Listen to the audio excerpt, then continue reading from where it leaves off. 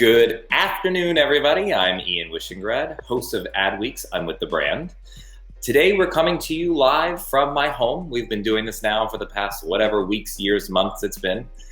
Typically, we shoot the show in studio at Adweek headquarters for about 45 minutes and it cuts down, but now we do a live episode. So it'll be about 10 minutes long, streaming on all of Adweek's platform, adweek.com, YouTube, LinkedIn, Facebook, anywhere you could find Adweek, you could find I'm With The Brand.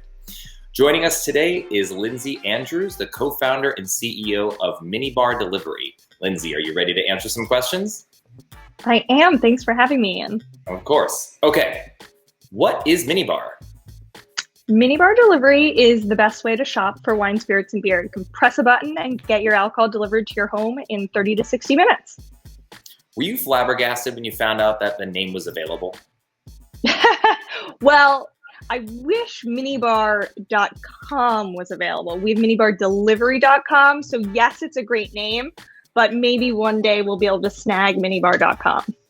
Yeah, but I'm saying still with Google search, you type in minibar, alcohol, or delivery, or whatever it is, you'll get to you, you know? Yes. What is the downside to having a brand name that's also a thing? It is not really trademarkable, so that makes it hard. So other people can kind of bid on your terms because you don't own the name since it's a thing. So that's definitely been challenging. And then, you know, I set up my Google alerts and I get alerts about like the minibar industry and the hotel industry. But generally it's been okay. Did you ever consider, like, the name Minibar feels like a blessing and a curse because it's like so cool that you got such a kind of ubiquitous name, but at the same time, as you mentioned, it's also like it's the category name. Did you ever consider a name that was more off the reservation and unique? Yeah, I feel like there were names like thrown around that we didn't feel like were really on brand. One, I think the first one in our like years before we probably even incorporated was like Boozy, which just doesn't feel premium, or we're going to appeal to the mom ordering her white wine at home. So I think we ended up well. We just hope people don't get confused that they're getting like tiny little bottles that are like overpriced, because we obviously sell whatever's in the liquor store at their prices delivered to your door. Has the name Minibar, if you were to go do it all over again, knowing everything, would you have chosen a more unique trademarkable name, or would you have stayed with Minibar? Maybe if we could have thought of something that was awesome, maybe I would have changed the name. So it would have been, you could trademark it. I mean, there are definitely benefits to that. Cool. Yeah. So many amazing entrepreneurs come out of Wharton. Do they recruit well or do they teach well? I think both. And then it's also kind of the ecosystem of the people you meet, which is great. So my co-founder, I met at Wharton. We, funnily enough, grew up 3 blocks apart from each other in New York City, never met till we got to Philly. Yep, there's Lara. And so, you know, Wharton really put us together and set us on this trajectory. And so, you know, we have Wharton to thank for that. So that's been great. So I've known about Minibar Delivery for years. Like, you really did get the name out. I know about Minibar, but nothing necessarily comes to mind. Does that bother you? A little bit, I guess. You know, what we want people to think of is like an easy solution to get your alcohol delivered, a great shopping experience, and hopefully great service.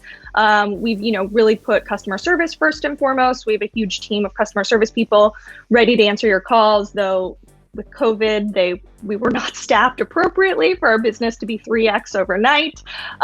So calls were not being necessarily answered, but we've staffed up and the phones are back on and being answered. So we do hope people have like positive connotations with Minibar, and we make your life easier.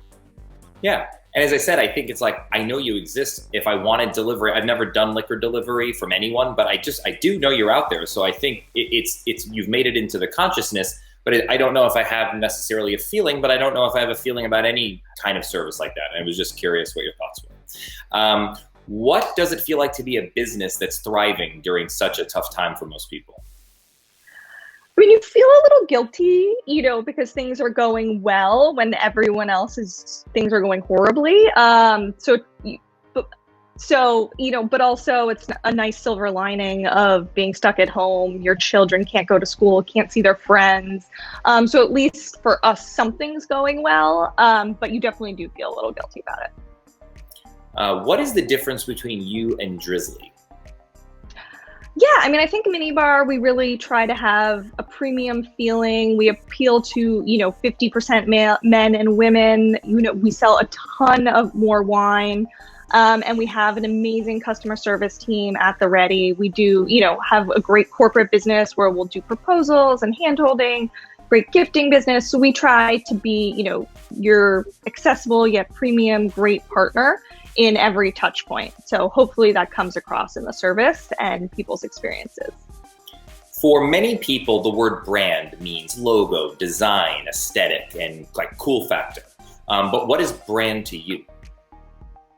Yeah, I think it's like the feeling about how you feel about the brand, how you like their aesthetic, what you would associate it with, the consistency through all marketing. So we've tried to really have that clean aesthetic. We generally don't have people ever in any of our marketing. Something we would change that's been frustrating is, which we did not realize, is having a circular logo is challenging. It just doesn't scale well. It doesn't always fit on stuff. I think if we did a giant branding project, that would be something we would all like to change. Cool. I appreciate the candor, really do. What's been the best day in company history? Oh, that's a hard one. I don't know. I guess maybe the day we launched. It was so exciting. All hands on deck. What's going to happen? We had a piece in the New York Times. I feel like there was so much hope and excitement. You didn't know what the future held. I feel like that was, but there have been so many great days. It's hard to count.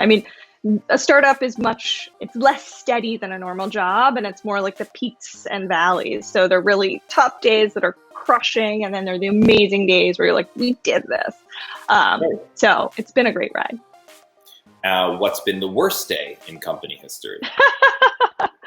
I don't know.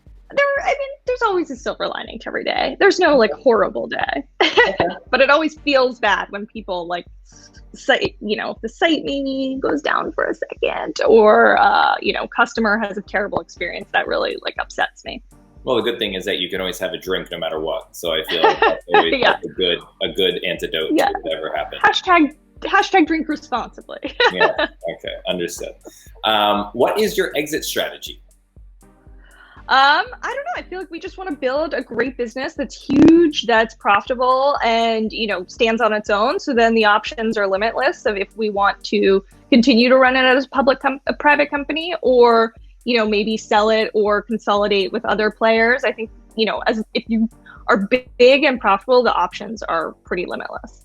Yeah, that seems to be the thing I'm hearing from everyone now. Yeah. What's one thing another brand has done that made you say, ugh, I wish we did that? And it doesn't have to be a direct competitor, just anything you've seen out there that you're like, oh, that was good. That's awesome. We should have done something like that. That's a tough one. Okay. It is a tough one. So if you don't have one off the top of your head, that's fine. I don't. Okay, come back to me. What are the key metrics you look at to actually determine the health of your brand?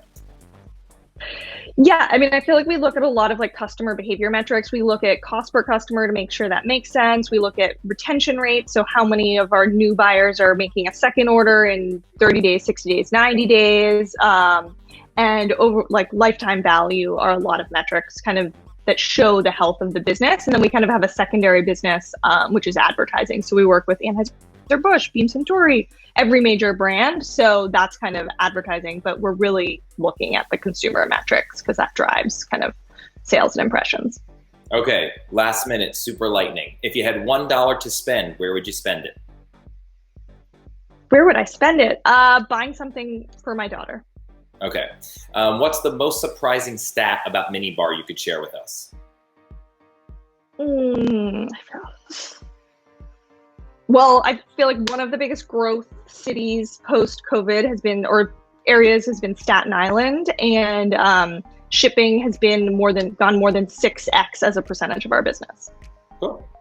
What is the top skew on the whole platform? It's generally Tito's vodka. And White Claw just came onto the scene and crushed everyone last summer and has continued to do so all day, every day. Crushes every other beer in the category. And what is your go-to drink? I generally drink white wine. A special occasion we'll do champagne or rosé champagne. And for summer, I love an Aperol Spritz. Great. Thank you so much. Lindsey Andrews, thanks for joining us. And to everyone at home, thank you for watching.